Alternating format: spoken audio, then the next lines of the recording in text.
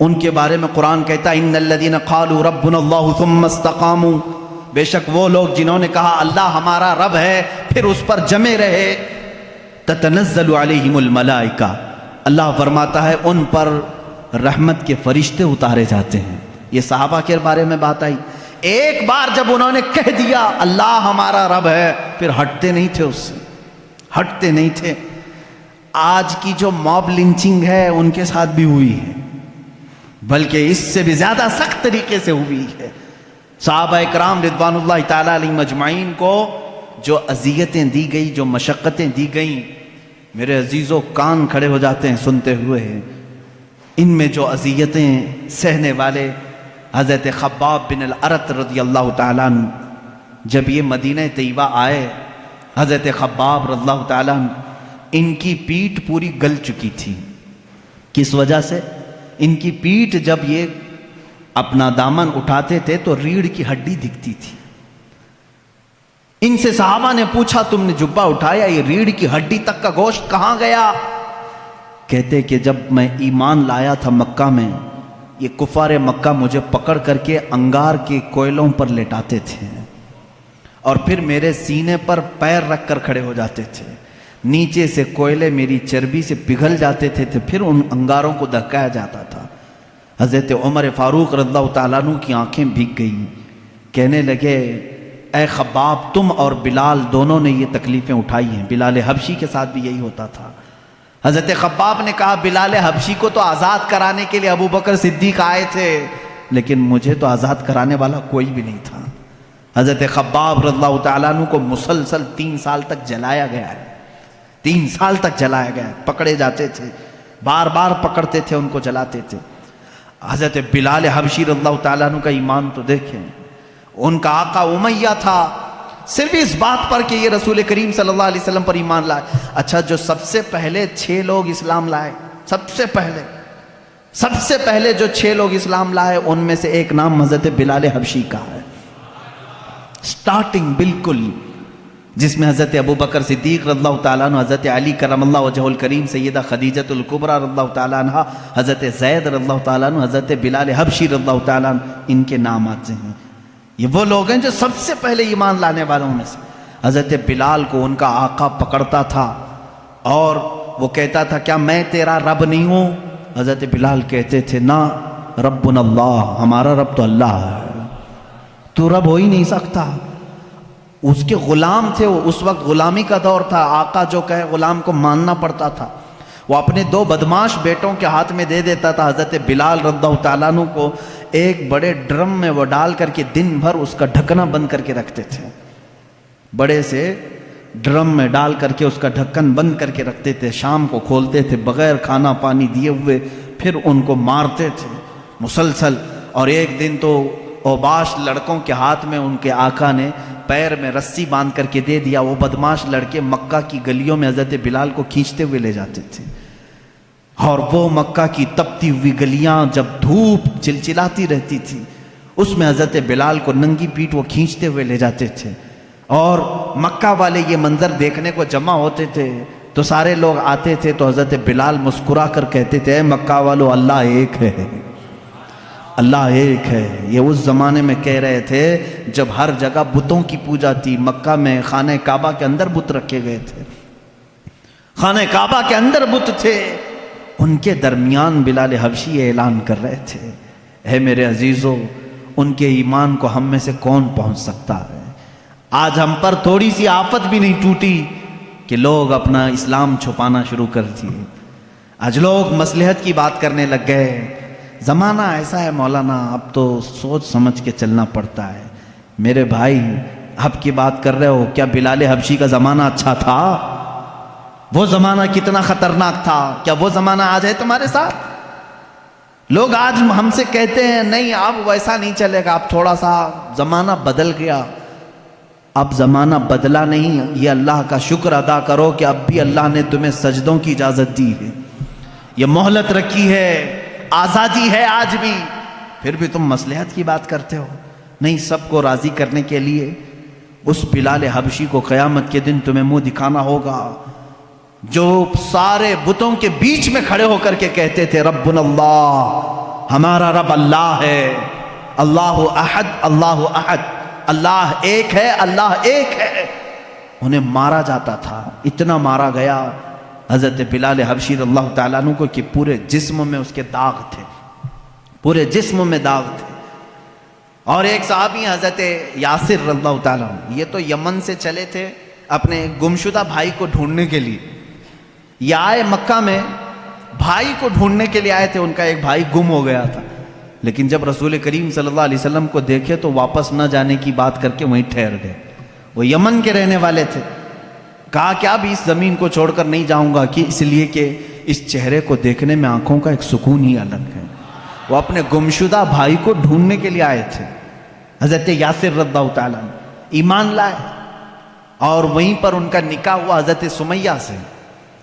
حضرت سمیہ ان کے نکاح میں آئی، ان دونوں کے نکاح کے بعد ان کے بیٹے پیدا ہوئے عمار رضی اللہ تعالیٰ عنہ۔ یہ پورا ایک خاندان، ایک فیملی کو بتا رہا ہوں میں، یاسر، سمیہ اور عمار، یہ تینوں ایک گھرانہ ایسا ہے، محبت رسول صلی اللہ علیہ وسلم میں ایک دن بھی ان کو چھوڑا نہیں گیا، ایک دن بھی نہیں چھوڑا گیا۔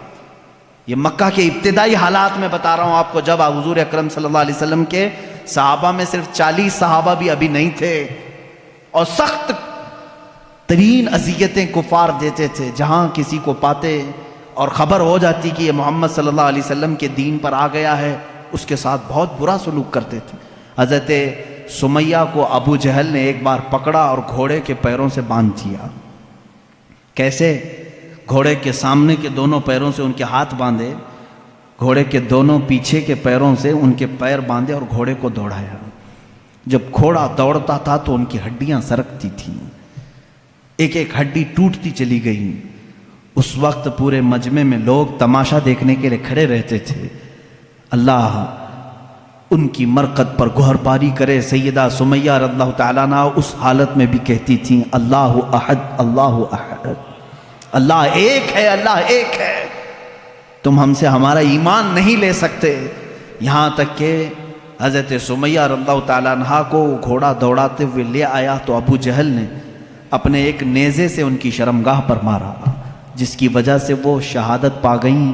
اسلام میں سب سے پہلی شہیدہ حضرت سیدہ سمیہ رضی اللہ تعالیٰ عنہ، سیدہ سمیہ، جن کو صرف اس بات پر شہید کر دیا گیا کہ وہ ایمان لائی تھی۔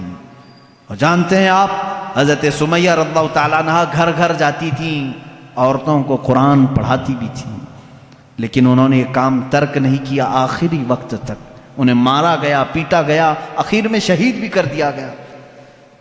یہ دکھ برداشت نہیں ہو سکا۔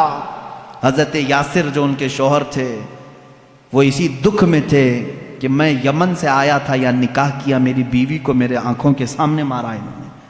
حضرت یاسر رضی اللہ تعالیٰ عنہ حضور صلی اللہ تعالیٰ علیہ وسلم کے پاس آئے، کہنے لگے آقا کیا کریں، غم برداشت نہیں ہوتا۔ اللہ کے نبی صلی اللہ علیہ وسلم نے فرمایا، اصبروا فإن موعدکم الجنہ، تھوڑا اور صبر کرو، جنت تمہارے انتظار میں ہے۔ حضرت یاسر رضی اللہ تعالیٰ عنہ کو بھی ان کفار مکہ نے پکڑا اور ان کے ساتھ بھی بہت برا سلوک کیا، وہ بھی شہید ہوئے۔ یہ اسلام کے دو سب سے پہلے شہید ہیں۔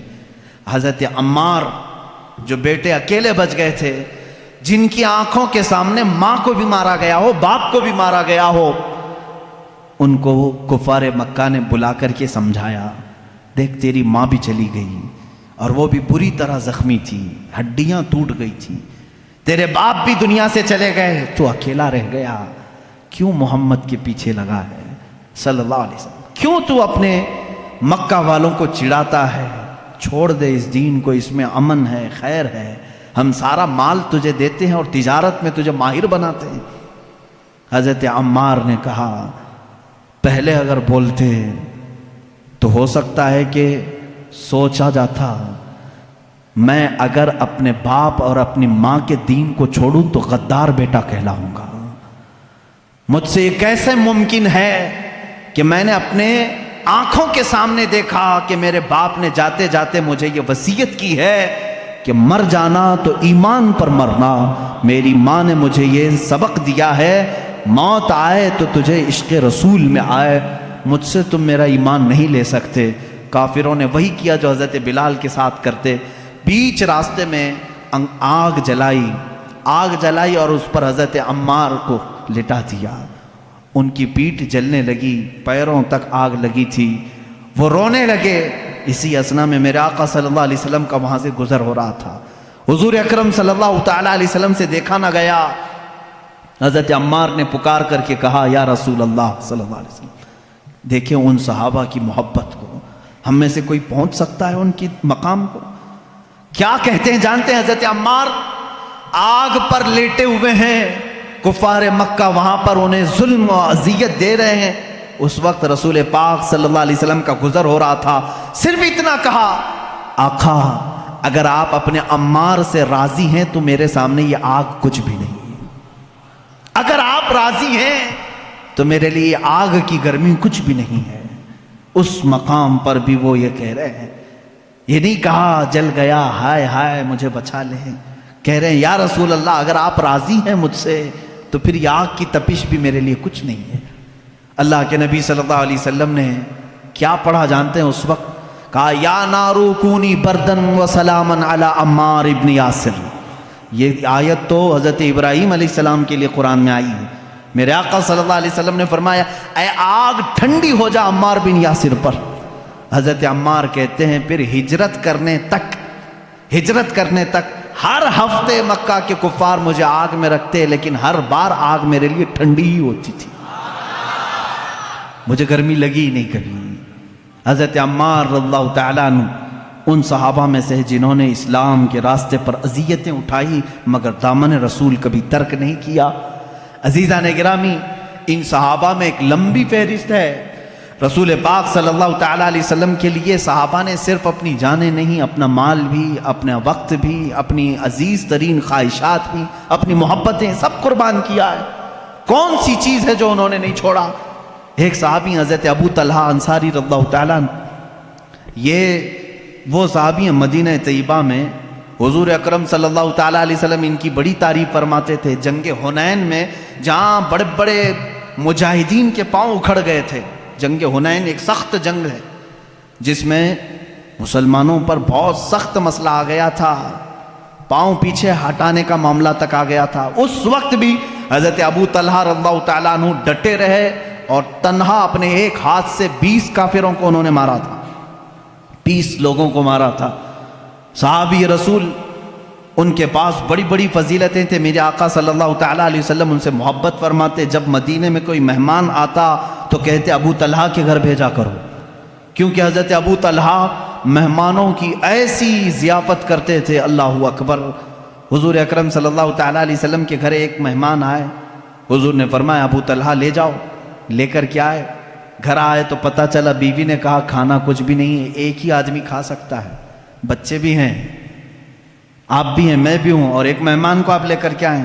حضرت ابو طلحہ نے کہا کوئی بات نہیں، بچوں کو سلا دو، بچوں کو تھپک کر سلا دو، کل ان کے لیے دیکھا جائے گا. اور رہی بات تیری اور میری، ہم رات کو صبر کر لیں گے. ہمارے کھانے میں سب سے پہلا حق مہمان رسول کا ہے. کون ہے جو اپنے گھر کی ایک کھانے کی مقدار کو آئے ہوئے مہمان کے لیے دے دے؟ اپنے بچوں کو سلا دیا، بیوی سے کہہ دیا، لیکن مہمان کو یہ بات معلوم ہونے نہ پائے کہ میرے گھر میں صرف ایک آدمی کا کھانا ہے. کہا دسترخوان بچھانا، کھانا رکھنا، لیکن اے میری شریک حیات چراغ بجھا دینا، چراغ گل کر دینا. ان کی بیوی نے دسترخوان پر کھانا رکھنے کے بعد چراغ بجھا دیا، چراغ بند ہو گیا، اندھیرا رہا. حضرت ابو طلحہ نے مہمان کے سامنے کھانے کی برتن آگے کی، کہا آپ کھاتے رہیں، میں بھی کھا رہا ہوں. آپ نے صرف منہ چلایا اور مہمان کو پیٹ بھر کر کھانا کھلایا. یہاں تک کہ صبح ہوئی. جب رات مہمان نے ابو طلحہ کے گھر گزاری، صبح ہوئی، رسول کریم صلی اللہ تعالیٰ علیہ وسلم کے پاس آپ آئے. میرے آقا صلی اللہ تعالیٰ علیہ وسلم نے مسکرایا اور ان کا استقبال کیا. ابھی کچھ بات ہوئی نہیں. حضور اکرم صلی اللہ علیہ وسلم نے فرمایا ابو طلحہ جبرائیل آئے تھے، کل رات تمہارے گھر جو ہوا مجھے بتا کر گئے ہیں کہ اللہ تبارک و تعالیٰ نے تمہارے لیے جنتی دسترخوان بچھایا ہے جو اپنے حبیب کے مہمان کو اپنے گھر میں ذرا وقت کے لیے شرمندہ ہونے نہیں دیتا. مولا اس ابو طلحہ کو کبھی زندگی میں شرمندہ نہیں کرے گا. یہ میرے آقا کی دعا تھی۔ اس ابو طلحہ رضی اللہ تعالیٰ عنہ کی بات میں کروں، مدینہ طیبہ کے قریب میں ان کا ایک باغیچہ تھا۔ یہ ایک دو صحابہ نہیں جو باغیچے رکھتے تھے، بڑے بڑے رئیس صحابہ بھی ہیں، اس میں سے حضرت ابو طلحہ انصاری رضی اللہ تعالیٰ۔ ان کے باغیچے کی خصوصیت یہ تھی کہ انہوں نے الگ الگ قسم کے درخت لگائے تھے، ورنہ مدینے میں سب کھجور کے درختوں والے باغیچے، ان کے باغیچے میں رنگ برنگے پھول بھی ہوتے تھے۔ ایک دن نماز پڑھ رہے تھے اپنے باغیچے میں، ایک پرندہ آیا اور بیٹھا۔ بڑا باغیچہ تھا اور ان کے باغیچے کو لوگ دیکھنے کے لیے آتے تھے، ابو طلحہ رضی اللہ تعالیٰ عنہ کے۔ ایک پرندہ آیا نماز پڑھنے کے وقت، اور وہ بڑا خوبصورت پرندہ تھا، اس کی آواز بھی میٹھی تھی۔ وہ ایک ڈالی سے دوسری ڈالی، دوسری ڈالی سے تیسری ڈالی، اس طرح سے اچھل کود کر رہا تھا۔ آپ کو وہ بڑا اچھا لگا، آپ نماز کی حالت میں ہی اس کی طرف متوجہ ہو گئے۔ ہوتا ہے تھوڑی سی آواز آئے سب کی گردن پھر جاتی ہے، انسانی فطرت کا تقاضا ہے۔ حضرت ابو طلحہ رضی اللہ تعالیٰ عنہ اس پرندے کی آواز کی طرف متوجہ ہو گئے، یہاں تک کہ ظہر کی نماز تھی غالباً، اس کی آواز میں ایسا متوجہ ہو گئے کہ بھول گئے کتنی رکعت ہوئی تھی، 2 پڑھے تھے کہ 3 پڑھے تھے۔ آپ کو شک ہو گیا کہ میری 2 رکعت ہوئی کہ 3 رکعت ہوئی۔ پرندے کے چہچہانے نے مست کر دیا۔ پھر آپ نے سلام پھیرا، اپنی نماز پھر دوبارہ مکمل کر لی۔ دوڑتے ہوئے میرے آقا صلی اللہ علیہ وسلم کے پاس آئے، کہا یا رسول اللہ صلی اللہ علیہ وسلم، آپ کی بارگاہ میں ایک خبر دینے آیا ہوں۔ آپ کو معلوم ہے میرا سب سے حسین باغیچہ ہے مدینے کے گرد و نواح میں؟ کہا ہاں معلوم ہے۔ حضرت ابو طلحہ نے کہا یا رسول اللہ صلی اللہ علیہ وسلم، آج میں اسی باغیچے میں نماز پڑھ رہا تھا، ظہر کے وقت ایک پرندہ چہچہانے لگا، میرا خیال اس طرف ہو گیا۔ کہا کیا ہوا پھر؟ کہا اس کی طرف اتنا متوجہ ہو گیا کہ میں نماز میں اپنی رکعت بھول گیا، لیکن یا رسول اللہ صلی اللہ علیہ وسلم بعد میں نے اپنی نماز کو درست کر لیا، لیکن آپ کی بارگاہ میں آج اس لیے آیا ہوں آپ گواہ ہو جائیں، اس پورے باغیچے کو میں نے صدقہ کر دیا۔ کہا پورا اتنا قیمتی باغیچہ؟ کہا میں اس باغیچے کو رکھنا نہیں چاہتا جو مجھے میرے رب کی عبادت میں خلل پیدا کرے۔ میں اگر وہاں نہ گیا ہوتا، نہ وہ پرندہ آیا ہوتا، پورے درختوں کے باغیچے کو انہوں نے صرف اس بات پر وقف کر دیا، صدقے میں دے دیا۔ یہ وہ صحابہ ہیں جنہوں نے کبھی اس بات کی پرواہ ہی نہیں کی۔ ایک بار میرے آقا صلی اللہ تعالیٰ علیہ وسلم محفل میں بیٹھے، ایک صاحب شکایت لے کر کے آئے، ایک صحابی ہیں وہ شکایت لے کر کے آئے، یا رسول اللہ صلی اللہ تعالیٰ علیہ وسلم، میرا مدینہ طیبہ میں گھر ہے اور گھر کے آنگن میں کچھ درخت ہیں، میرا پڑوسی اس کے بھی آنگن میں کچھ درخت ہیں، یا دونوں کے چھوٹے چھوٹے باغیچے تھے۔ میں بیچ میں دیوار بنا رہا تھا، دیوار بنانے کے بیچ میں ایک درخت آ گیا ہے، میں اپنے پڑوسی سے کہہ رہا ہوں کہ وہ درخت تو مجھے دے دے، میری دیوار سیدھی ہو جائے گی۔ ہوتا ہے کبھی کبھار، وہ درخت بیچوں بیچ آ گیا، باؤنڈری وال میں کمپاؤنڈ بنا رہے تھے، بیچ میں آ گیا ہے، لیکن تھا وہ پڑوسی کا۔ اس صحابی نے اس سے کہا تو اس پڑوسی نے کہا میں نہیں دوں گا۔ انہوں نے کہا بیچ دے، ایک درخت میرے کمپاؤنڈ کے اندر آ جائے گا۔ اس نے کہا وہ بھی نہیں کروں گا۔ ان کی دیوار ایسے لے کے جانا پڑتا، ٹیڑھی ہو جاتی۔ حضور اکرم صلی اللہ علیہ وسلم کے پاس وہ آ کر کہنے لگے اس کا مسئلہ میں کیا کروں؟ اللہ کے نبی صلی اللہ تعالیٰ علیہ وسلم نے اس پڑوسی کو بلایا، کہا کہ میرے اس صحابی کی دیوار سیدھی ہو جائے تو ایک درخت اسے دے دے۔ کہا نہیں دوں گا میں۔ میرے آقا صلی اللہ علیہ وسلم کے فرمانے کے بعد بھی اس نے نہ کہا۔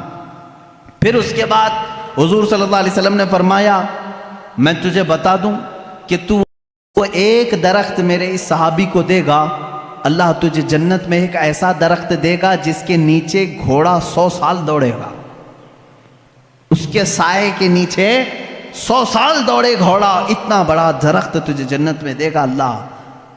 اس کو کیا ہے، منافقت تھی، اس نے کہا نہ نہ نہ مجھے نہیں چاہیے، مجھے نہیں چاہیے اس جنت کے وعدے کو۔ حضور اکرم صلی اللہ تعالیٰ علیہ وسلم خاموش ہو گئے۔ محفل میں جو صحابہ بیٹھے تھے جیسی حضور سے جنت کی تعریف سنتے تھے وہ مچل جاتے تھے۔ ایک صحابی کھڑے ہو گئے، حضرت ابو دحداح رضی اللہ تعالیٰ عنہ۔ ابو دحداح کھڑے ہوئے کہا یا رسول اللہ صلی اللہ تعالیٰ علیہ وسلم، اگر میں وہ درخت خرید کر کے اس صحابی کو دے دوں تو وہ فضیلت مجھے بھی ملے گی جو آپ نے اس پڑوسی کو بتایا ہے؟ میرے آقا صلی اللہ علیہ وسلم نے فرمایا ابو دحداح ہاں تجھے بھی ملے گی۔ یہ ابو دحداح کون ہے جانتے ہیں؟ اللہ اکبر، مدینے کے بڑے امیر آدمی، بلکہ مدینے کی مارکیٹ میں اگر سب سے اعلیٰ قسم کی کھجور کہیں ملتی تھی تو ابو دہدہ کے باغیچے کی تھی۔ ان کے کھجوریں لینے کے لیے لوگ انتظار میں رہتے تھے، بکنگ پہلے ہوتی تھی۔ حضرت ابو دہدہ کا ایسا بڑا باغیچہ تھا اوالی مدینہ، جہاں کی کھجوریں سب سے مہنگی امپورٹ ہوتی ہوں گی، ایکسپورٹ ہوتی ہوں گی، اس زمانے میں ایکسپورٹ کی جاتی تھی، یعنی شام یمن تک جاتی تھی۔ حضرت ابو دہدہ کا باغیچہ پورے مدینے میں مشہور تھا۔ وہ آئے اس شخص کے پاس جو درخت نہیں دے رہا تھا، کہا اے بندے تو مجھے جانتا ہے؟ کہا ابو دہدہ تمہیں بھلا مدینے کا کون آدمی نہیں جانتا؟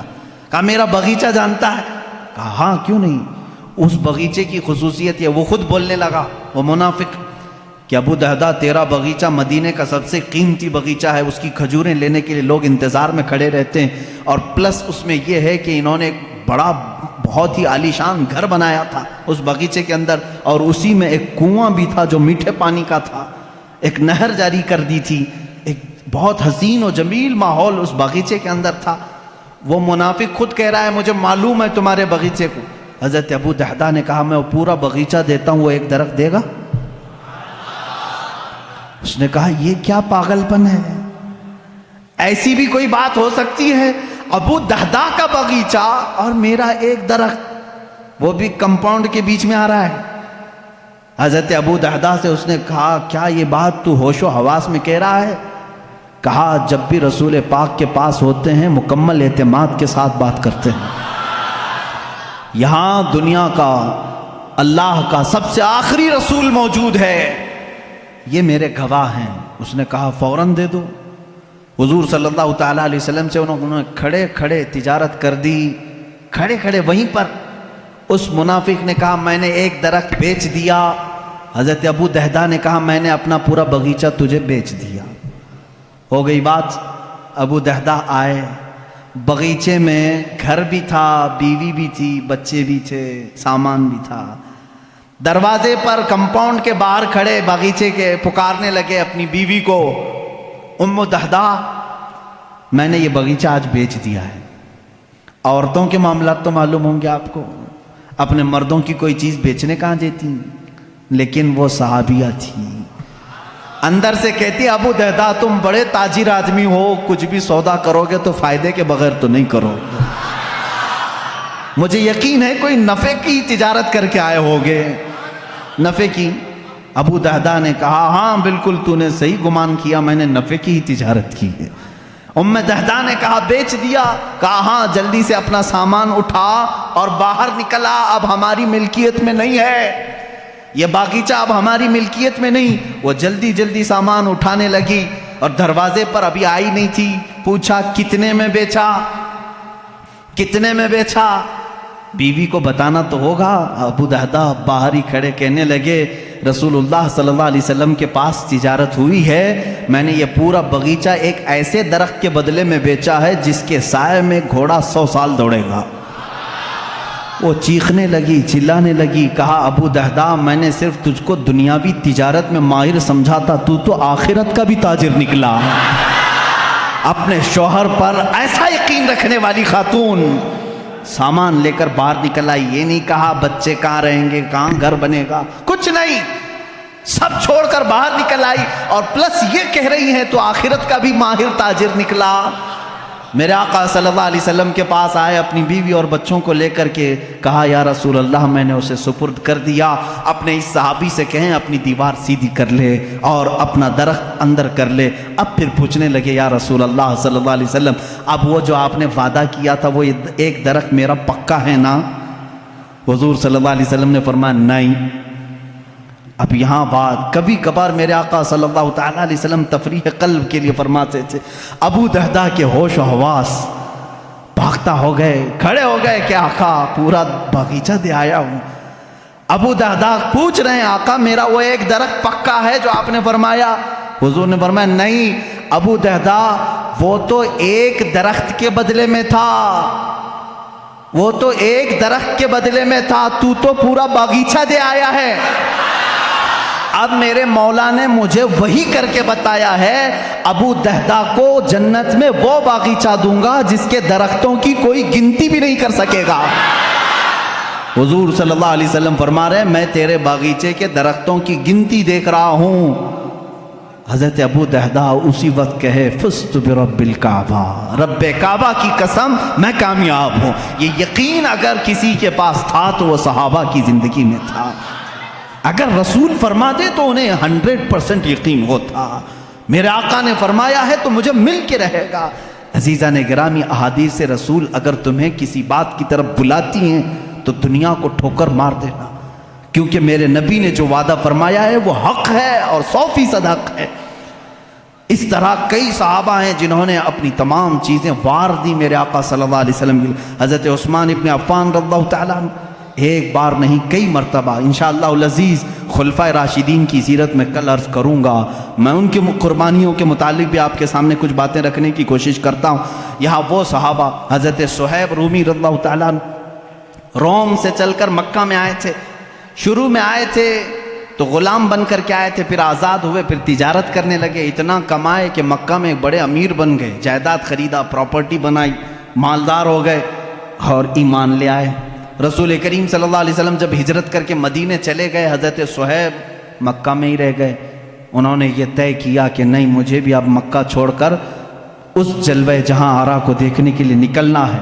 جب وہ جانے لگے تو مکہ والوں نے گھیر دیا، کہا کہ اے صہیب تو جب آیا تھا تو تیرے پاس کچھ بھی نہیں تھا، تو نے سب کچھ مکہ سے کمایا ہے، تو ہمارا مال ہم تو لے جانے نہیں دیں گے۔ انہوں نے آدھی جائیداد لکھ کر کے دی تھی مکہ والوں کو، مفت میں میری آدھی جائیداد لے لو اور مجھے جانے دے دو۔ آدھی جائیداد انہوں نے لے لی اور اس کے بعد حضرت صہیب رومی رضی اللہ تعالیٰ عنہ نکلنے لگے۔ گنڈے مکہ کے پھر بیچ راستے میں آئے، پکڑ لیے، ان کو مارنا شروع کیا، ان کو جگہ جگہ سے مارا کہ ناک ان کی پھٹ گئی۔ ان کی آدھی جائیداد ابھی مکہ میں باقی تھی۔ حضرت صہیب رومی رضی اللہ تعالیٰ عنہ نے یہاں تک کہ وہ اپنی باقی آدھی جائیداد بھی جو کئی سالوں میں انہوں نے کمائی تھی، مکہ والوں سے کہا کہ یہ بھی میں نے دے دیا، اس پر میرا کوئی حق نہیں، بس مجھے قدم رسول میں بیٹھنا مل جائے۔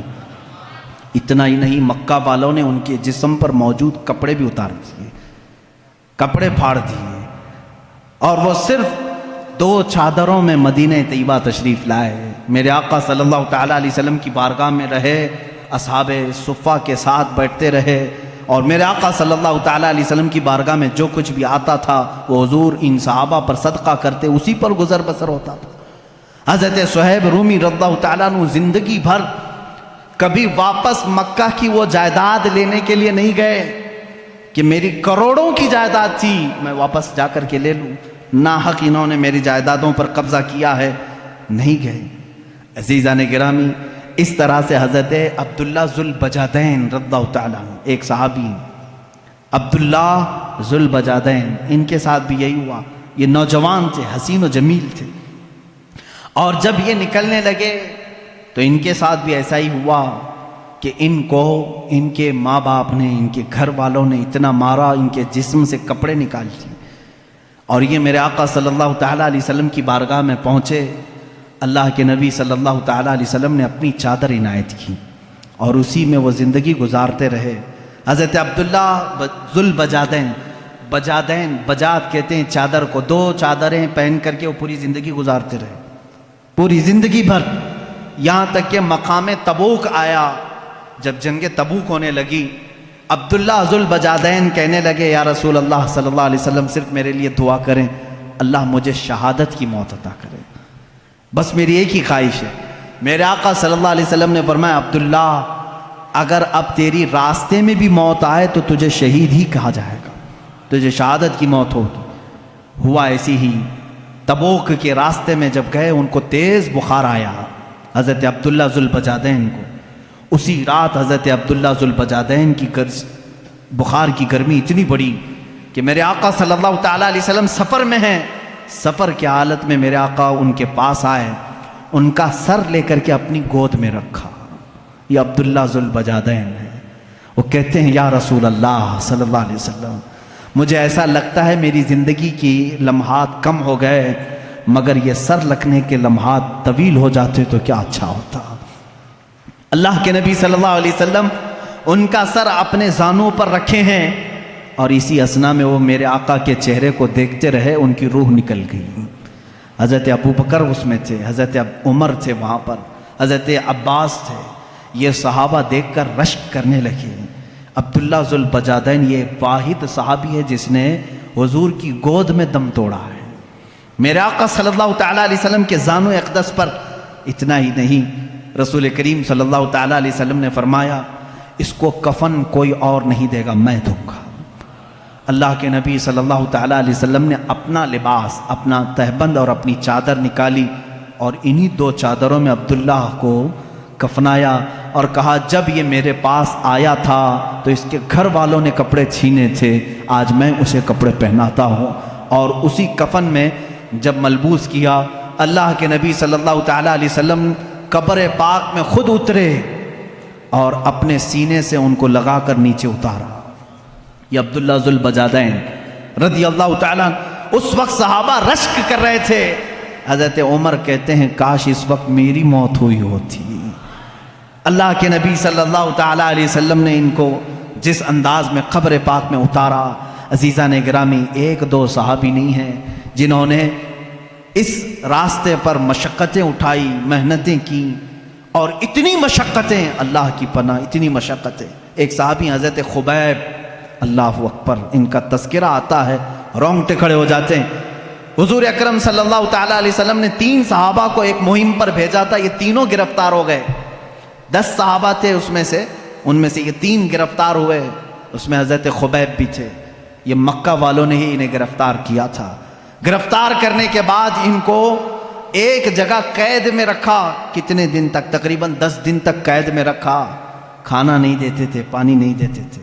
ہم کربلا کے واقعات سنتے ہیں میرے عزیزوں، صحابہ کے یہ جانثاریاں کیوں نہیں سنتے جن کے ساتھ سخت ترین اذیتیں اس زمانے کے ظالموں نے کی۔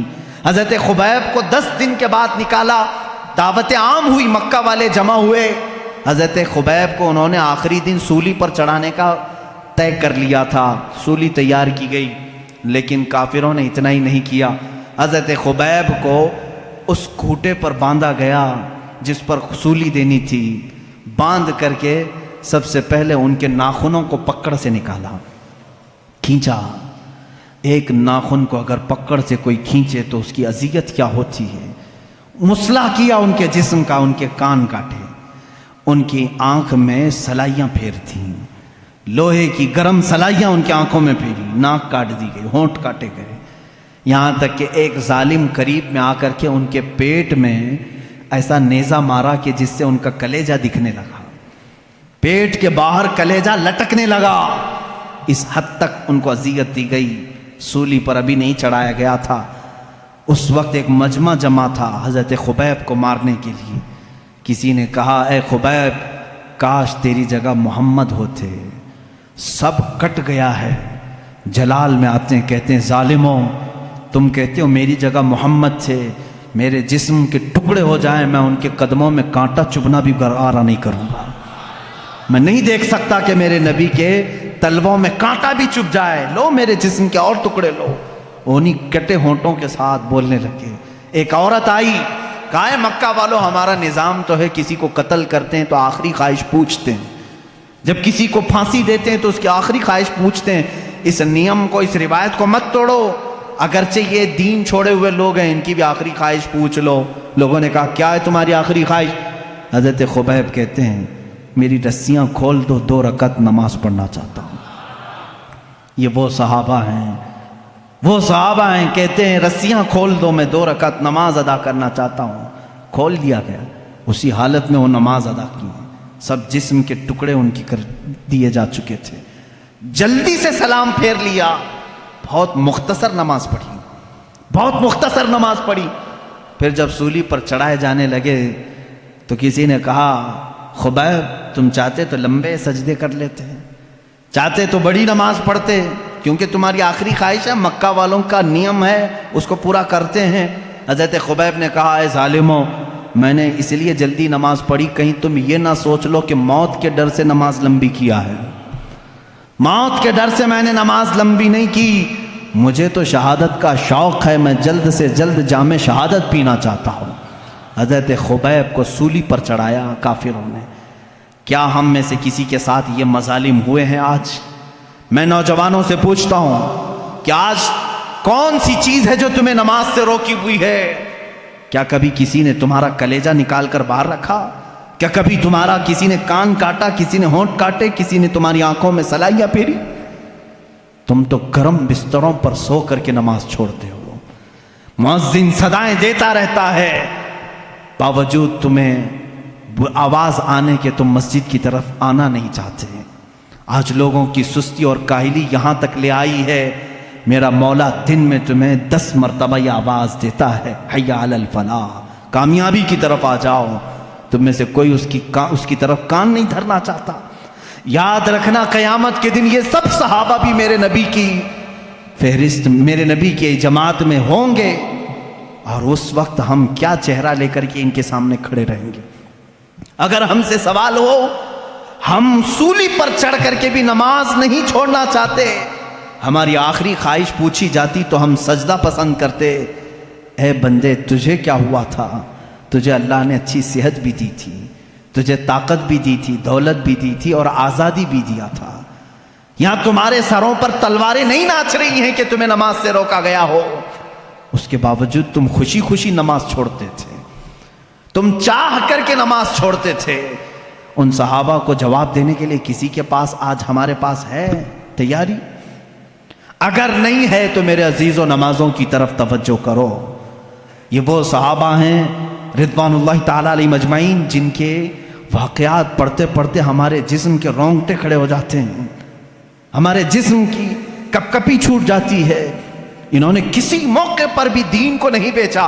ایک جوان صحابی عبداللہ بن حذافہ سہمی رضی اللہ تعالیٰ، یہ رومی لشکر میں ایک بار جنگ میں گئے تھے، روم، ملک روم، وہاں کے سپاہیوں نے ان کو قید کر دیا اور عیسائی بادشاہ کے پاس لے کر آ گئے۔ جوان ہیں، غالباً ان کی عمر 22-23 سال کی ہے۔ بہت سارے مسلمان بھی قیدی تھے، ان کو بھی پکڑ کے لائے۔ یہ بہت حسین و جمیل تھے، بہت بہادر تھے۔ نوجوانوں سنو، بادشاہ کے پاس قیدی بن کر کے آئے۔ بادشاہ نے کہا تو اپنا پرانا دین چھوڑ، میرے دین میں آ جا، میں تجھے اپنا سپاہی بناتا ہوں، وزیر بناتا ہوں۔ کہا اتنی ہلکی دولت کے لیے اتنا بڑا سودا ہرگز نہیں ہو سکے گا، ہم دین کو اتنی ہلکی دولت پر نہیں بیچ سکتے۔ بادشاہ نے سختیاں کرنا شروع کی، یہاں تک کہ بادشاہ کے سامنے ایک بڑے دیگ میں تیل رکھا گیا اور کھولایا گیا، گرم کیا گیا۔ ایک مسلمان قیدی کو لا کر کے اس میں ڈال دیا بادشاہ نے، وہ تیل میں جل گئے۔ عبداللہ بن حذافہ کو کہا گیا دیکھ تیرے ساتھ بھی ہم وہی کریں گے، اگر تو دین کو قبول کر لیتا ہے تو ٹھیک ہے۔ وہاں ان کے پاس رخصت تھی، شریعت نے یہ اجازت دی تھی، تھوڑی دیر کے لیے اگر چاہو دل سے ایمان نہ نکالو، زبان سے کہہ دیا ہوتا تو جان بچتی، لیکن ان صحابہ نے رخصت پر کبھی عمل نہیں کی، وہ عزیمت پر عمل کرتے رہے۔ کہا اس تیل میں جانے سے مجھے کوئی گھبراہٹ نہیں، مجھے تو جہنم کا خوف لگتا ہے، مجھے تو جہنم کا خوف ہے، اس تیل کا کوئی ڈر نہیں۔ بادشاہ نے دیکھا یہ ٹس سے مس نہیں ہوتا، کچھ بھی نہیں کرتا۔ آخری میں بادشاہ نے کہا تو ایک بار میرے سامنے سجدہ کر لے، میری تعظیم کر لے، میں تجھے چھوڑ دوں گا۔ کہا یہ ناممکن بات ہے، ناممکن ہے، میں ایک ہی خدا کو سجدہ کرتا ہوں، میں تو اپنے نبی محمد صلی اللہ علیہ وسلم کو سجدہ نہیں کرتا، تو تجھے کیسے سجدہ کروں؟ نوجوان صحابی کا ایمان دیکھیں، بادشاہ کے محل میں کھڑے ہو کر جب ان کی آزمائش کا وقت تھا، اور اللہ کہاں سے کیسے بچانا ہے یہ وہ بہتر جانتا ہے۔ اخیر میں بادشاہ نے کہا ایسا نوجوان میں نے اپنی زندگی میں نہیں دیکھا، زندگی میں نہیں دیکھا۔ وہ عیسائی بادشاہ تھا، لاسٹ میں اس نے صرف اتنی بات کہی، اس نوجوان کو دیکھتے ہی یہ کہاں تک ڈٹا رہتا ہے۔ اخیر میں اس نے یہ آپشن دیا کہ ایک بار تو میری پیشانی کو چوم لے، میں تجھے چھوڑ دوں گا۔ کہا میرے سارے ساتھی مسلمانوں کو، کہا سب کو چھوڑ دوں گا۔ حضرت عبداللہ بن حذافہ نے کہا ایک بار پیشانی چوم لینے سے کیا ہے؟ وہ گئے اور اس کی پیشانی کو چوما، اور بادشاہ نے صرف اتنی بات پر ان کو بھی آزاد کیا، پورے مسلمان قیدیوں کو بھی آزاد کیا۔ جب وہ مدینہ لوٹ آئے، حضرت عمر فاروق رضی اللہ تعالیٰ عنہ کو یہ واقعہ سنانے لگے۔ حضرت عمر اپنے خلافت کے تخت سے اتر آئے، کہا اے عبداللہ لاؤ تمہارا ماتھا میں چومتا ہوں۔ یہ وہ لوگ ہیں جو دین کو کہیں بیچنے نہیں جاتے تھے، کہیں دین کا سمجھوتا کرنے نہیں جاتے تھے۔ آج منافقین کی بہت لمبی ایک جماعت تیار ہو رہی ہے، حکومتوں کا تیور دیکھ کر کے جو بدل جاتے ہیں یہ منافق، ان سے اپنے دامن کو بچائے رکھو۔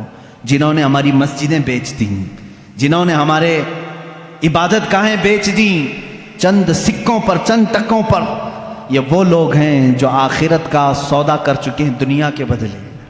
میرے عزیزوں، صرف نام مسلمان رکھ لینا کافی نہیں ہے، مسلمان وہ ہے جو اپنا سب کچھ اللہ اور اس کے رسول کے لیے بیچ دیتا ہے، اپنی جان تک وہ قربان کرتا ہے۔ صحابہ کی باتیں آج مجھے کہنا اس لیے بھی ضروری تھا کہ اگر ہم ان کے تذکرے نہ سنائیں تو کیا پہاڑی چوہوں کے واقعات سناؤں آپ کے سامنے، بھیڑ بکریوں کے واقعات سناؤں، لومڑی کتے کے واقعات سناؤں جو آج بہت سارے سیلیبس کی کتابوں میں بھرے ہوئے ہیں؟ اپنے بچوں کو اگر واقعات سناؤ تو بلال حبشی کے سناؤ کہ یہ کبھی نہ ڈرے۔ اگر اپنے بچوں کو سناؤ واقعات تو حضرت خبیب کے واقعات سناؤ، حضرت سلمان فارسی رضی اللہ تعالیٰ عنہ کے سناؤ کہ جنہوں نے پوری زندگی تلاش رسول میں ختم کر دی تھی۔ جانتے ہیں یہ 3 بار بکے ہیں۔ حضرت سلمان فارسی پہلے مجوسی باپ کے بیٹے تھے، آگ کی پوجا کرتا تھا ان کا باپ، وہ عیسائیوں کو دیکھ کر کے ان کو اچھا لگا، عیسائی بن گئے۔ ملک شام میں عیسائی بن کر رہے، پوری تعلیم حاصل کی، لیکن وہ اچھے عیسائیوں کے شاگرد تھے، ایمان والے۔ ہر عیسائی ان سے کہتا تھا اے سلمان، وہ آخری رسول کے آنے کا وقت قریب ہے، اگر تیری زندگی میں آ جائے تو ان پر ایمان لانا۔ حضرت سلمان فارسی اس انتظار میں سالوں گزار گئے، ملک شام کے کئی علاقوں میں، پھر عراق میں رہے، پھر اس کے بعد عرب سے ایک قافلہ آیا تھا تجارت کا، ان سے پوچھے عرب میں کوئی ایسی زمین ہے جہاں جھنڈ کے جھنڈ کھجوروں کے درخت ہیں؟ اس نے کہا ہاں یہ یثرب ہے۔ حضرت سلمان نے کہا کیا تم مجھے وہاں لے جا سکتے ہو؟ اس لیے کہ میں نے اپنی کتابوں میں پڑھا ہے آخری رسول اسی زمین میں آنے والا ہے۔ وہ لے کر کے آیا عرب، لیکن یہاں لا کر کے ایک یہودی کے ہاتھ میں بیچ دیا، آزاد آدمی کو لا کر بیچ دیا۔ مدینے کا ایک یہودی وہ غلام بنا کر کے رکھا، یہاں تک کہ رسول کریم صلی اللہ تعالیٰ علیہ وسلم کے آنے کی جس وقت خبر ہوئی مدینے میں، حضرت سلمان فارسی درخت کے اوپر بیٹھے ہوئے تھے کھجور کے، اور کھجور کا درخت کافی لمبا ہوتا ہے، کھجوروں کی صفائی کر رہے تھے۔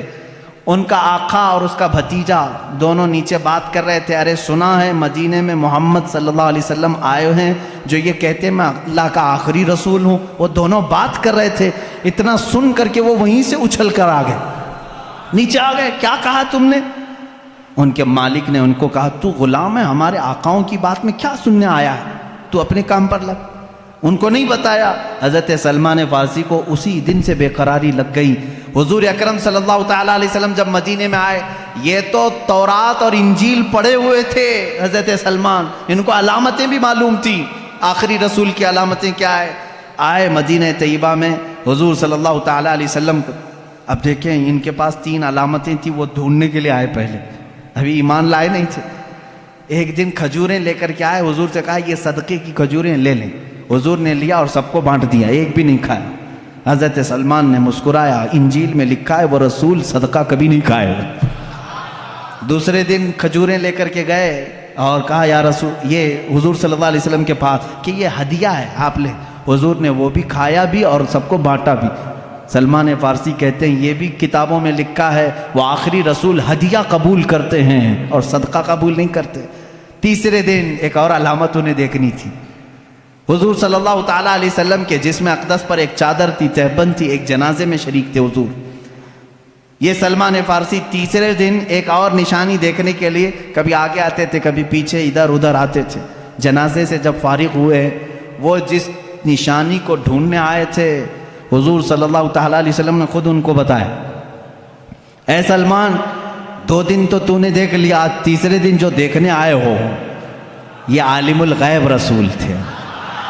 تیسرے دن جو تم دیکھنے آئے ہو اپنی چادر ہٹائی، اپنے کندھوں سے چادر ہٹائی. میرے آقا صلی اللہ تعالیٰ علیہ وسلم کے دونوں کندھوں کے بیچ میں مہر نبوت تھی. ایک مہر نبوت انڈے کی شکل کی، اتنی تیز روشنی اس میں سے ہوتی تھی کہ لوگ دیکھنے والے دیکھتے رہ جاتے. وہ خاتم النبیین کی مہر تھی. حضرت سلمان نے کتاب میں وہ بھی پڑھا تھا کہ وہ آخری رسول کے دونوں شانوں کے بیچ میں مہر ہوگی ختم نبوت کی. حضور صلی اللہ علیہ وسلم نے چادر ہٹائی اور کہا اے سلمان تم یہی دیکھنے کے لیے آئے تھے؟ حضرت سلمان فارسی نے کہا ہاں میں تو ایک دیکھنے کے لیے آیا تھا، آپ نے دو دکھائے ہیں. کہا کیا؟ کہا میں تو صرف ختم نبوت دیکھنے آیا تھا اور آپ نے اپنا علم غیب بھی بتایا ہے. کلمہ طیبہ پڑھا، اسلام میں داخل ہوئے. صحابہ اکرام اپنی زندگی پوری تلاش میں رہے ہیں اور اس ماہتاب رسالت کو اور آفتاب نبوت کو ذرہ برابر کھونا نہیں چاہتے تھے. کسی حالت میں وہ حضور صلی اللہ علیہ وسلم کی محبت کو کسی کے ہاتھ بیچنا نہیں چاہتے تھے. حضرت سعد رضی اللہ تعالیٰ عنہ جنگ خندق میں گئے ہیں زرہ پہن کر کے. زرہ لوہے کا لباس ہوتا تھا اور اتنا لباس کہ اس سے جسم پر آنے والے تیر نہ لگیں. حضرت سعد لیکن ان کا زرہ کا لباس چھوٹا پڑ گیا، ہاتھ کھلے رہ گئے. ایک ظالم نے دیکھا حضرت سعد رضی اللہ تعالیٰ عنہ کے سیدھے ہاتھ پر ہی وار کر دیا. ہاتھ سے ان کی موٹی رگ کٹ گئی اور اس سے خون بہنے لگا. اتنا خون کہ وہ پکڑ کر کے حضور کے پاس آئے تو میرے آقا صلی اللہ علیہ وسلم کے چہرے پر بھی خون، جسم اقدس پر خون حضرت سعد کے. اور ظالموں نے ان کے اوپر نیزے چلائے تھے ہاتھوں پر. جو حصہ ان کا زرہ سے کھلا ہوا تھا وہ سب مارا گیا تھا. حضرت سعد رضی اللہ تعالیٰ عنہ کس لیے آئے تھے معلوم؟ میدان سے چھوڑ کر کے. یہ وہ صحابی ہیں میں آپ کو بتاؤں، حضور صلی اللہ تعالیٰ علیہ وسلم پر اس وقت ایمان لائے تھے جب میرے آقا ابھی مکہ میں ہی تھے. یہ مدینے کے ہیں رہنے والے. حضرت سعد مکہ میں حضور اکرم صلی اللہ علیہ وسلم پر 2 سال ایسے بھی آئے کہ پورے مکہ والوں نے حضور کا بائیکاٹ کیا تھا، آپ کے پورے خاندان کا، کہ ان سے کوئی بات چیت نہیں کرے گا، لین دین نہیں کرے گا، کھانا پانی ان کے ساتھ، رشتہ داری کچھ نہیں کریں گے. سوشل بائیکاٹ کیا گیا تھا. یہ 2 سال تک چلا تھا اور یہ 2 سال میرے آقا صلی اللہ علیہ وسلم کے گھر والوں پر اتنے سخت تھے. خود میرے آقا صلی اللہ علیہ وسلم نے فرمایا کئی دن ایسے آئے کہ چمڑے ہم نے گرم پانی میں بھگو کر کے کھائے، درختوں کے پتے اس دوران کھائے، کھانے کی کوئی چیز نہیں رہ جاتی تھی. مکہ میں 2 سال تک. پھر مکہ والوں کو ہی رحم آ گیا، پھر انہوں نے یہ بائیکاٹ ہٹا لیا تھا. ان 2 سالوں میں حضرت سعد جو مدینے میں تھے، مالدار بھی تھے، ان 2 سالوں میں حضرت سعد نے بھی چمڑے کھائے اور پتے کھائے. آپ سے کہا جاتا کیوں یہ کھاتے ہو؟ کہتے کہ محمد عربی صلی اللہ تعالیٰ علیہ وسلم محصور ہیں، ان کا محاصرہ کیے، بائیکاٹ کیے گئے ہیں. جب ان کے ہاں کوئی نرم غذا نہیں پہنچتی تو کیا مجال ہے سعد اپنے حلق میں کوئی نرم غذا گزارے؟ یہ وہ صحابی تھے. جب جنگ خندق کے موقع پر ان کی رگ کاٹی گئی تو دوڑ کر کے حضور کے پاس آئے. کہا یا رسول اللہ صلی اللہ علیہ وسلم میری زندگی کا صرف ایک ہی مقصد تھا، قریش آپ کا جو خاندان ہے، قریش خاندان جتنی تکلیفیں آپ کو دیے ہیں میں نے طے کر لیا تھا، ہر ایک سے چن چن کے میں بدلہ لوں گا، مقابلہ کروں گا. یا رسول اللہ میں صرف یہ چاہتا ہوں اگر اب اس کے بعد بھی جنگیں ہونے باقی ہیں، جنگ خندق کے بعد قریش سے اور بھی جنگیں ہونا باقی ہے، تو صرف اتنی دعا کر دیں کہ میری زندگی اور طویل ہو جائے تاکہ میں آپ کے ان دشمنوں کا مقابلہ کروں. اور یا رسول اللہ صلی اللہ علیہ وسلم اگر اس کے بعد قریش سے کوئی جنگ ہونا باقی نہیں ہے تو زخم اتنے ہو چکے ہیں، میرے آقا میری شہادت کی دعا کرتے. اتنی دعا کے لیے لوٹ آئے اور خون پورا حضور صلی اللہ علیہ وسلم کی جسم ناز پر تھا. حضور اکرم صلی اللہ تعالیٰ علیہ وسلم کو اس جنگ سے لوٹنے کے وقت جانتے ہیں جبرائیل امین آئے، بیچ راستے میں کہتے ہیں یا رسول اللہ صلی اللہ علیہ وسلم رب تعالیٰ کا حکم ہے کہ یہیں سے آپ دوسرے جہاد کے لیے نکل پڑیں. جہاد میرے عزیزوں کوئی میدان کا کھیل نہیں ہے کہ تھوڑی ادھر ادھر کبڈی کھیلی اور پسینہ بہہ گیا. یہ جان ہتھیلی پر لے کر دشمنوں کے سامنے کھڑے رہتے، نہ جانے کب ہماری گردن کندھوں سے الگ ہو جائے. ان میدانوں میں یہ شہسوار بغیر کسی خوف کے جاتے تھے. نکلے ہیں ایک جہاد سے جس میں سخت ترین صحابہ زخمی بھی ہیں۔ بیچ راستے میں جبرائیل امین نے جب یہ پیغام پہنچایا، حضور اکرم صلی اللہ تعالیٰ علیہ وسلم نے کہا اے جبرائیل ابھی ابھی ایک جہاد سے نکلے، مدینے پہنچے بھی نہیں، گھروں کو گئے بھی نہیں، یہ اگر اپنے زخموں کو ٹھیک کر لیتے بعد میں چلتے۔ جبرائیل امین نے کہا یا رسول اللہ صلی اللہ علیہ وسلم اللہ کی مرضی یہ ہے کہ یہیں سے آپ چلیں، میرا مولا بھی ان صحابہ اکرام کے ایمان کو اس طرح امتحانات سے گزارا ہے۔ اللہ کے رسول صلی اللہ علیہ وسلم نے فرمایا میں اپنے صحابہ سے پوچھ لوں۔ ظاہر سی بات ہے جہاد میں چلنے والے یہ صحابہ ہیں، آج ہمارے ساتھ کون کھڑا رہتا ہے کون نہیں کھڑا ہوتا یہ وقت بتاتا ہے۔ میرے آقا صلی اللہ تعالیٰ علیہ وسلم نے مڑ کر کے صحابہ سے کہا اے میرے نوجوانوں، جبرائیل امین آئے تھے، انہوں نے کہا ہے یہیں سے ایک دوسرے جہاد کے لیے چلنا ہے، کیا ہے تمہارا مشورہ؟ کسی صحابی نے یہ کہا کہ یا رسول اللہ تھک گئے ہیں، کپڑے پھٹ گئے ہیں، زخم آ گئے ہیں، گھر جائیں، بیوی بچوں سے بات کریں، مرہم پٹی کریں نا۔ رسول کریم صلی اللہ علیہ وسلم نے جب مشورہ لیا تمہارا کیا ارادہ ہے؟ صحابہ کہتے ہیں یا رسول اللہ دیر کس بات کی، چلے یہیں سے چلتے۔ یہ وہ صحابہ تھے جن کے بارے میں اللہ فرماتا رضی اللہ عنہم ورضوا عنہ، اللہ ان سے راضی اور وہ اللہ سے راضی ہیں۔ ان میں عورتوں نے بھی وہ کردار ادا کیا ہے۔ احد کے موقع پر ایک خاتون ایسی ہیں دوڑی دوڑی میدان احد چلی آ رہی، جنگ احد ہوئی ہے، جنگ احد ہوئی ہے 3 ہجری، اس وقت ایک خاتون مدینے سے دوڑتی ہوئی جا رہی ہے۔ مسلمانوں کو اس جنگ میں شکست ہوئی تھی، آخر میں 70 صحابہ شہید ہوئے تھے۔ تو بیچ راستے میں کسی نے اس خاتون کو روک کر کے کہا تجھے پتہ ہے تیرے بیٹے کا انتقال ہو گیا؟ کہا الحمدللہ۔ اس خاتون نے کیا کہا؟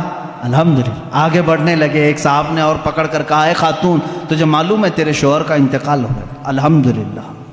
کسی نے کہا تیرے بھائی کا انتقال ہوا؟ کہا الحمدللہ۔ اے آنے والوں سب تو میرے گھر والوں کی بتا رہے ہو، بتاؤ رسول اللہ کی حالت کیا ہے؟ میں جو دیکھنے جا رہی ہوں میرے آقا کی صحت کو دیکھنے جا رہی ہوں، یہ نہیں کہ بیٹا گیا تھا، بھائی گیا تھا، میرا شوہر گیا تھا، سب ان کی خیریت بتانے آ رہے ہیں، میرے نبی کی خیریت بتاؤ۔ لوگوں نے کہا وہ صحیح سلامت ہے۔ اس خاتون نے کہا اے اللہ تیرا کروڑا کروڑ شکر ہے، وہ ایک صحیح ہے تو میرا پورا خاندان قربان ہے۔ آئیں اللہ کے حبیب صلی اللہ تعالیٰ علیہ وسلم کی زیارت کی، خوش ہوئی۔ حضور صلی اللہ علیہ وسلم نے فرمایا خاتون تیرا بیٹا شہید ہوا، جا دیکھ لے۔ وہ کہتی ہیں یا رسول اللہ اگر آپ کا حکم ہے تو میں دیکھتی ہوں، اگر آپ کا حکم ہے تو میں دیکھتی ہوں۔ اپنے نوجوان بیٹے کی لاش میدان میں پڑی ہے، گئی جا کر کے بیٹے کو دیکھا، ٹٹولنے لگی، اس کے جسم سے جبہ اٹھایا، پیٹھ کو سہلانے لگی اپنے ہاتھ سے، پورے پیٹھ کو سہلائی، پھر سیدھا کیا، سینے پر دیکھا تو پورا سینہ چر گیا تھا، پورا سینہ چھدا ہوا تھا، سجدے میں گر گئی۔ کسی صحابی نے پوچھا مائی یہ کیا کر رہی تھی تو؟ کہتی ہیں جب میرا بیٹا میرے آقا کے ساتھ نکل رہا تھا تو میں نے اسے وصیت کی تھی بیٹا جنگ کا ماحول ہے، سخت ہو سکتا ہے، لیکن یاد رکھنا اگر تو پیٹھ پھیر کر بھاگتا ہوا مارا گیا، میدان جہاد چھوڑ کر کے جاتا ہوا اگر مارا گیا، میں اپنا دودھ معاف نہیں کروں گی، میں اپنا دودھ معاف نہیں کروں گی۔ اس وقت تک تیرے قدم جمے رہنا چاہیے جب تک تیرے نبی پر کوئی آنچ نہ آئے، جب تک تیرے نبی کی حفاظت ہوتی رہے۔ میں نے یہ وصیت کی تھی، لیکن اللہ کا شکر ہے میں نے سب سے پہلے آ کر میرے بیٹے کی پیٹھ کو ہی دیکھا، اللہ کا شکر ہے میرے بیٹے کی پیٹھ پر ایک بھی تیر نہیں ہے، جتنا بھی یہ کھایا ہے سب سینے پر کھایا ہے۔ یہ وہ خواتین تھی جنہوں نے بچے پیدا کیے تھے رسول اللہ کے دین کے لیے۔ آج مائیں بچوں کے پاؤں کی بیڑیاں بن جاتی ہیں، روکتی کہاں جا رہا ہے بچہ، اگر تھوڑا سدھرنے کی بات بھی کرے ارے چھوڑو مولانا لوگوں کی صحبت میں، کہاں کیا مولوی بننے جا رہا ہے؟ داڑھی چہرے پر تیرے کب سے آنے لگ گئی، کیا مولانا لوگوں کے ساتھ بہت زیادہ بیٹھ رہا ہے؟ یہ خواتین کا آج دور ہے۔ کیوں؟ یہ وہ مدینے کی خواتین نہیں ہیں، یہ تو 24 گھنٹوں میں سے 18 گھنٹے سیریل دیکھنے والی ہیں، یہ وہ ہیں جو فلموں کی دل دادا ہیں، ان کی نظروں میں آئیڈیل کوئی اور ہے۔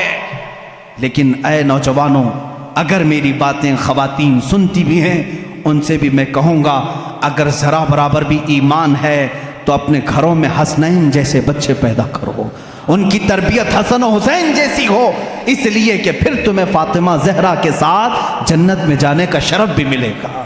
قیامت کے دن جو خواتین سیدہ کائنات کے ساتھ جائیں گی تمہارا بھی نام شامل ہوگا۔ صحابہ کی سیرت یہ ناتمام ہے میرے عزیزو، جتنی بھی باتیں میں سناؤں ان کی قربانیاں ایسی ہیں کہ رسول کریم صلی اللہ تعالیٰ علیہ وسلم کے لیے ان کی محبت ایسی۔ ایک واقعہ میرا دل دہلا دیتا ہے۔ ایک خاتون، میں نے کہا تھا ابھی، 1.5 سال کے بچے کو لے کر کے آئی تھی اور حضور کے پاس پیش کرتی ہیں، کہتی ہیں یا رسول اللہ اسے بھی لے کر کے جائیں۔ آقا نے پوچھا اس کا کیا کریں؟ کہتی ہیں اپنے مجاہدین صحابہ کے ہاتھ میں دے دیں، جب دشمنوں کی طرف سے تیر آئے گا تو میرے بچے کو ڈھال تو بنایا جا سکے۔ میرے گھر میں اس بچے کے علاوہ کوئی نہیں ہے۔ یوں ہی ان کو اللہ نے نہیں کہا رضی اللہ عنہم ورضوا عنہ۔ بدر کے میدان میں میرے آقا جا رہے ہیں، مدینے کے ایک گھر میں جھگڑے کی آواز آ رہی ہے۔ کس کے جھگڑے کی؟ باپ بیٹا جھگڑا کر رہے ہیں۔ کان لگا کر کے لوگوں نے سنا کس بات پر جھگڑا ہو رہا ہے۔ باپ کہتا ہے جنگ بدر میں میں جاؤں گا، بیٹا کہتا ہے میں جاؤں گا۔ گھر میں دو میں سے کسی ایک کو رہنا ضروری تھا۔ رات کے وقت دونوں باپ بیٹوں نے قرآن اندازی کی، چٹھی ڈالیں گے، جس کے نام کی چٹھی نکلے گی وہ جائے گا۔ دونوں نے قرآن نکالا۔ باپ بوڑھے تھے، بیٹے جوان تھے۔ جوان کہتا ہے کہ نہیں میں جاؤں گا، بوڑھے جو تھے وہ کہتے ہیں نہیں میری تو عمر ہو گئی، مجھے جانے دے، شہادت مجھے حاصل کرنے تھے۔ دونوں کے درمیان جب یہ بات ہونے لگی تو حضور صلی اللہ تعالیٰ علیہ وسلم کو بھی اس کی خبر ہوئی، چٹھی نکالی گئی، قرآن ڈالا گیا تو بیٹے کا نام ہے، وہ خوش ہو گئے۔ دوسری بار اس باپ نے کہا نہیں دوسرا اور ایک بار ڈالو، پھر ڈالا گیا، پھر بیٹے کا ہی نام نکلا۔ حضور سے پوچھا گیا چٹھی میں نام ایک بار، پھر تیسری بار ڈالا گیا تو باپ کا ہے۔ انہوں نے کہا اب تو مجھے جانا ہی ہے۔ حضور کے پاس فیصلہ آیا، حضور نے فرمایا آپ کی عمر زیادہ ہے، آپ گھر سنبھالو، بیٹے کو جانے دو۔ تھاڑے مار کر رونے لگے، تھاڑے مار کر رونے لگے اور اپنے گھر آئے، کہا اپنے بیٹے سے ہائے میرا بڑھاپا مجھے صحبت رسول سے چھین لیا، کاش میں بوڑھا نہ ہوتا تو آج شاید میں جاتا۔ وہ صحابہ تھے جنہوں نے جانثاریاں پیش کی ہیں۔ ناموس رسالت کی آج بات آتی ہے تو لوگ آئیں کائیں کرتے ہیں، اسی نبی کے نام کی آج بات آتی ہے تو لوگ بغلیں جھانکتے ہیں۔ آج یاد رکھو مسلمانوں، تمہاری اگر عزت باقی ہے تو اس نام رسول سے باقی ہے۔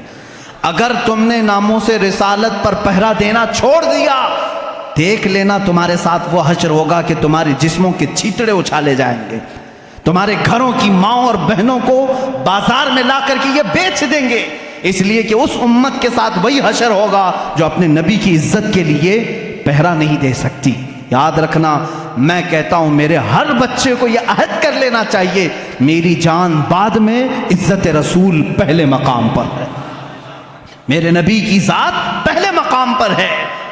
ایک صحابی ہے، ان کے ساتھ تو ایسا بھی ہوا کہ ان کی ماں کوستی تھی ان کو، وہ ایمان نہیں لائی تھی، وہ صحابی ایمان لائے تھے۔ وہ کہتی تھی بیٹھ کر کے مکہ میں بیٹھ کر کہتی تھی جب تک وہ میرے پاس واپس نہیں آئے گا میں سر پہ کنگھی نہیں کروں گی، گھر میں اندر نہیں جاؤں گی، دھوپ پہ بیٹھی رہتی تھی۔ وہ ماں کو چاہتے بھی تھے، دل بھر آیا کیا کروں ماں کو دیکھوں کہ اس طرف رسول پاک کو۔ اخیر میں مکہ سے ابو جہل اور کئی لوگ آئے، آ کر کے کہا سمجھایا تیری ماں مر جائے گی، دھوپ میں بیٹھی ہے، کنگھی نہیں کروں گی، ایسی قسمیں کھائی۔ اس صحابی نے کہا میں ماں کو بہت چاہتا ہوں، بہت عزت دیتا ہوں، لیکن جاؤ اس سے کہہ دو اپنے سر میں کنگھی بھی کرے اور چھاؤں میں بیٹھ جائے، اس لیے کہ اس کی قسم ٹوٹ جائے گی مگر مجھ سے دامن رسول نہیں ٹوٹے گا، نہیں چھوٹے گا۔ یہ وہ صحابہ ہیں جو حضور صلی اللہ تعالیٰ علیہ وسلم کے لیے کوئی بھی چیز چھوڑ سکتے تھے، ہر چیز، اپنے بچے، اپنا مال، اپنی اولاد، اپنا گھر، اتنے سارے واقعات میں تمہارے سامنے رکھا کس لیے؟ آج جب دین کی ضرورت آئے گی ایک میرا جملہ سن کر کے جائیں۔ جب کبھی شریعت نے کیا حکم دیا؟ شریعت نے حکم یہ دیا ہے کہ جب تم پر کوئی آفت آئے، تمہاری جان پر، جیسے بیماری آ گئی، بہت بڑی بیماری آ گئی تو کیا کرتے ہیں ہمارے بزرگان دین؟ صدقہ دے دو، ہیں؟ صدقہ دے کر اپنی جان بچاؤ۔ بکرا صدقہ دیا، مرغا صدقہ دیا، مال صدقہ دیا، گیہوں خیرات کیا، کچھ بھی صدقہ دو، کیونکہ صدقہ آئی ہوئی بلاؤں کو ٹالتا ہے، یہ حدیث پاک میں۔ اب میری بات سنو، جب تمہاری جان پر کوئی آفت آئے تو صدقہ دے کر کے جان بچا لو، اور جب دین پر کوئی آفت آئے اپنی جان دے کر کے دین کی حفاظت کرو۔